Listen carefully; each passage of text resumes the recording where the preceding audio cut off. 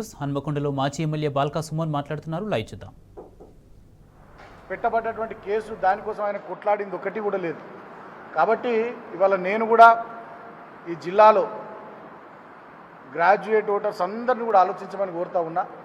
పెద్దల సభ అనేది మంచి చర్చలకు వేదిక కావాలి కానీ బూతులకు అడ్డాగా మారద్దని చెప్పి నేను కోరుతా ఉన్నా. పెద్దల సభ అనేది ఫైటర్స్కు వేదిక కావాలి కానీ చీటర్స్కు వేదిక కావద్దని కోరుతా ఉన్నా. పెద్దల సభ అనేది బిట్స్ పిలాని నుంచి చదువుకొని వచ్చిన ఒక యువకుడు విద్యావంతునికి ఒక అవకాశం ఇచ్చే వేదికగా కావాలి మాట్లాడడానికి. కానీ అనేక రకాల పార్టీలలో ఇటు చేరి అటు చేరినటువంటి ఒక జంపు జిల్లానికి ఆ పెద్దల సభ ఒక వేదిక కావద్దని చెప్పి కోరుతా ఉన్నా.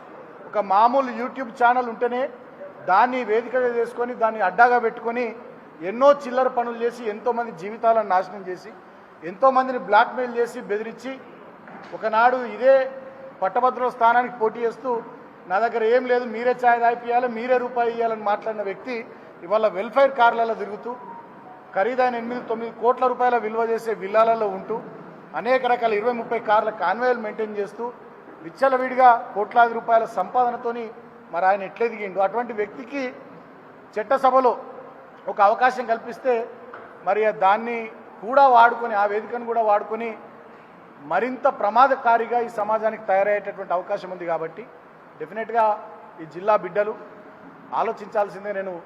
నేను కూడా ఒక యూనివర్సిటీ స్టూడెంట్గా, విద్యావంతుడుగా, తర్వాత ఉద్యమంలో పాల్గొన్న బిడ్డగా, ఒకసారి ఎంపీగా, ఎమ్మెల్యేగా, ప్రభుత్వ వైపుగా పనిచేసినటువంటి సోదరుడిగా వరంగల్ జిల్లాతో నాకు ఉన్నటువంటి అనుబంధం దృష్ట్యా నేను అందరినీ కూడా రిక్వెస్ట్ చేస్తూ ఉన్నా. అంతేకాకుండా ముఖ్యమైనటువంటి విషయం, ఇవాళ కాంగ్రెస్ పార్టీ అధికారంలో ఉంది. అధికారంలో ఉన్నటువంటి కాంగ్రెస్ పార్టీ అభ్యర్థి కాంగ్రెస్ ప్రభుత్వాన్ని ఏం ప్రశ్నిస్తాడు? రేవంత్ రెడ్డి చెప్పులు మోసుడు తప్ప, రేవంత్ రెడ్డి అడుగులకు మడుగులు ఒత్తుడు తప్ప ఆయన రేవంత్ రెడ్డి మీద మాట్లాడేటువంటి సత్తా ఆయనకు ఉంటుందా? ఇవాళ కాంగ్రెస్ పార్టీ 2 లక్షల ఉద్యోగాలకు సంబంధించి జాబ్ క్యాలెండర్ ఇచ్చి సంవత్సరం లోపలనే 2 లక్షల ఉద్యోగాలు భర్తీ చేస్తామన్నారు.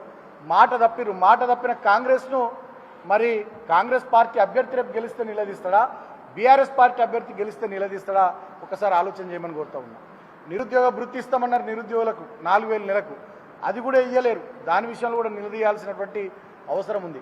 అనేక రకాలైనటువంటి ఉద్యోగాల భర్తీ ప్రక్రియ ఇవాళ ఆగిపోయింది. చాలా నోటిఫికేషన్లు రావాల్సినటువంటి అవసరం ఉంది. వాటన్నిటి విషయంలో మాట్లాడాలంటే, కొట్లాడాలంటే డెఫినెట్గా వీళ్ళే గతంలో ఒక నినాదం ఇచ్చారు, ప్రశ్నించే గొంతుక కావాలని. నేను కూడా ఇవాళ అదే చెప్తా ఉన్నా. ఈ శాసన మండలికి ప్రశ్నించే గొంతుక కావాలి తప్ప అధికార పక్షాన్ని, ముఖ్యమంత్రిని ప్రశంసించే గొంతు ఆ శాసన మండలిలో ఉండాల్సిన అవసరం లేదని చెప్పి నేను జిల్లా గ్రాడ్యుయేట్స్ అందరికీ కూడా, మేధావులకు విజ్ఞప్తి చేస్తూ ఉన్నా. ముఖ్యంగా ఖమ్మం జిల్లా కానీ, నల్లగొండ, వరంగల్ జిల్లాలు ఇవన్నీ కూడా పోరాటాలకు నిలయాలు, పోరాట కిల్లాలు. చాకలైలమ్మ, దొడ్డి కొమరయ్య, షేక్ బందగి, కాలోజీ, దాశరథి, జయశంకర్ సార్ నుంచి మొదలుకొని ఎందరో పోరాట వీరులకు జన్మనిచ్చిన గడ్డలు ఇవి. ఆనాటి కమ్యూనిస్ట్ ఉద్యమమైనా, విప్లవ ఉద్యమమైనా, దళిత బహుజన అస్తిత్వ ఉద్యమాలైనా, తెలంగాణ ఉద్యమమైన ఏ ఉద్యమానికైనా పుట్టినిల్లుగా పురుడు పోసినటువంటి నేలలు ఇవన్నీ. ఈ నేలల్లో నీళ్లు వారినాయో లేవో కానీ ఉమ్మడి ఆంధ్రప్రదేశ్ పాలనలో రక్తాలు వారినాయి. ఎప్పుడైతే తెలంగాణ రాష్ట్రం వచ్చిందో, తెలంగాణ రాష్ట్రం వచ్చిన తర్వాతనే ఈ నేలల్లో పచ్చని పసిడి పంటలు పండినాయి. సెలయేళ్ల గలగలలు, నదుల నడకలు ఈ నేలల్లో కేసీఆర్ గారి నాయకత్వంలో మళ్ళీ మనం తిరిగి చూసినాం.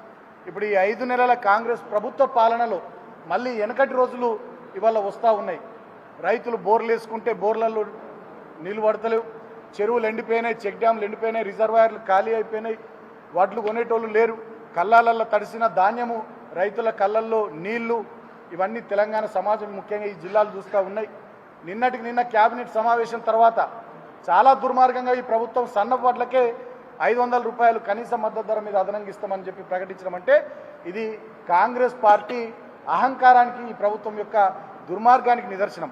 అంటే పార్లమెంట్ ఎన్నికల ముందు ఒక మాట, అసెంబ్లీ ఎన్నికల ముందు ఒక మాట, ఎన్నికలు అయిపోయిన తర్వాత ఒక మాట మాట్లాడుతున్నటువంటి కాంగ్రెస్ ప్రభుత్వానికి ఈ గ్రాడ్యుయేట్ ఎమ్మెల్సీ ఎన్నికల్లో చెంపపెట్టు లాంటి తీర్పు ఇవ్వాల్సినటువంటి బాధ్యత ప్రజల మీద ఉంది. నిజంగానే మేము కూడా బాగా కష్టపడి పనిచేస్తున్నాం 10 సంవత్సరాలు. సో మార్పు కోరుకున్నారా, ఇంకేమైనా గొప్పగా జరుగుతుందని ప్రజలు ఆశించినరా? ఒక అవకాశం కాంగ్రెస్ ప్రభుత్వానికి ఇచ్చారు. కానీ కాంగ్రెస్ ప్రభుత్వం తనకు వచ్చినటువంటి అవకాశాన్ని దుర్వినియోగం చేసి చిల్లర మల్లర పనుల మీద దృష్టి పెట్టింది తప్ప మా ప్రభుత్వాన్ని బదనాం చేసే పనుల మీద దృష్టి పెట్టింది తప్ప ప్రజలకు మంచి చేసే పని మీద దృష్టి పెట్టలే.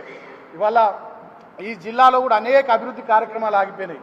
ఇవాళ ముఖ్యమంత్రి మాట్లాడుతూ జిల్లాల అభివృద్ధికి, గ్రామాల అభివృద్ధికి, పట్టణాల అభివృద్ధికి చర్యలు తీసుకుంటా అంటలే, జిల్లాలను తగ్గిస్తా, కొత్త మండలాల ఏర్పాటును తీసేస్తా, కొత్తగా అయిన రెవెన్యూ డివిజన్లను తీసేస్తా అని మాట్లాడుతున్నాడు. ఇదే వరంగల్ కార్పొరేషన్కి వచ్చినటువంటి టీయూఎఫ్ఐడిసి నిధులను ఆపేసినారు, సిఎస్ఆర్ నిధులను ఆపేసినారు. గత ప్రభుత్వాలు ఇచ్చినటువంటి అనేక జీవోలను, ఎస్డిఎఫ్ జీవోలను కూడా బంద్ చేసి ఇవాళ జిల్లాలో అభివృద్ధి పనులు లేకుండా చేసినారు.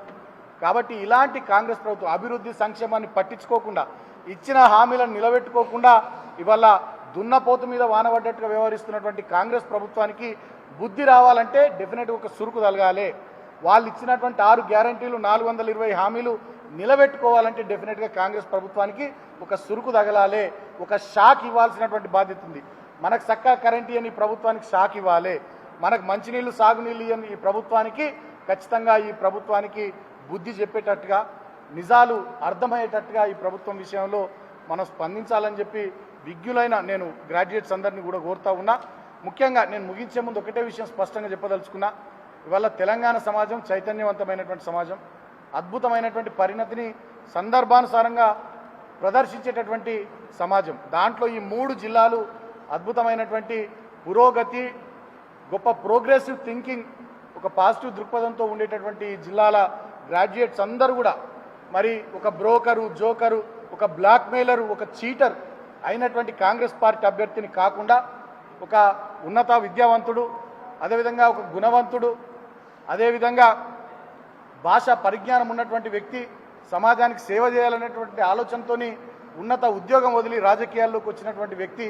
కాబట్టి అటువంటి వ్యక్తికి అవకాశం ఇచ్చి ప్రజాస్వామ్య విలువల్ని కాపాడాలని, ఏ ఆదర్శంతోనైతే, ఏ ఆలోచనతోనైతే ఆనాడు రాజ్యాంగ నిర్మాతలు కానీ, ఆనాడు ఉన్నటువంటి పెద్దలు, భారత ప్రజాస్వామ్య పెద్దలు నెహ్రూ లాంటి వాళ్ళు కానీ, అంబేద్కర్ లాంటి వాళ్ళు కానీ, మదన్ మోహన్ మాలవీయ లాంటి వాళ్ళు కానీ, అప్పుడు ఉన్నటువంటి మేధావులు సర్దార్ వల్లభాయ్ పటేల్ లాంటి వాళ్ళు కానీ చాలామంది ఎగువ సభలు ఎటువంటి వాళ్ళకు వేదిక కావాలని ఆలోచన చేసి ఈ ఎగువ సభల్ని పెట్టినరో అటువంటి ఎగువ సభలో డెఫినెట్గా మంచి వ్యక్తులు వచ్చేటట్టుగా మంచి నిర్ణయం తీసుకోవాల్సిందిగా నేను హృదయపూర్వకంగా చేతులు జోడించి ఈ వరంగల్ జిల్లా బిడ్డలందరికీ కూడా విజ్ఞప్తి చేస్తూ ఉన్నా.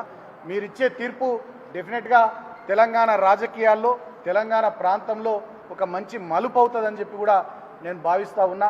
ఎందుకంటే 34 అసెంబ్లీ నియోజకవర్గాలను కలుపుకొని ఉన్నటువంటి ఈ గ్రాడ్యుయేట్స్ ఎమ్మెల్సీ ఎన్నిక, ఈ ఎన్నికల్లో వచ్చే ఫలితం ఖచ్చితంగా డెఫినెట్గా రాష్ట్ర ప్రభుత్వం వెన్నులో వణుకు పుట్టించే విధంగా, వాళ్ళు మళ్ళీ తప్పులు చేయకుండా ఇచ్చిన మాటలు, హామీలు నిలబెట్టుకునేటట్టుగా వాళ్ళను సెటరైజ్ చేసే ఎన్నికగా ఇది చరిత్రలో నిలిచిపోతుంది. కాబట్టి ఈ ఎన్నికల్లో మా అభ్యర్థికి సీరియల్ నెంబర్ 3 దాంట్లో ఫస్ట్ ప్రయారిటీ ఓటు మా అభ్యర్థికి ఇవ్వాల్సిందిగా ఈ ప్రెస్ కాన్ఫరెన్స్ ద్వారా అందరు కూడా విజ్ఞప్తి చేస్తున్నాం. Thank you.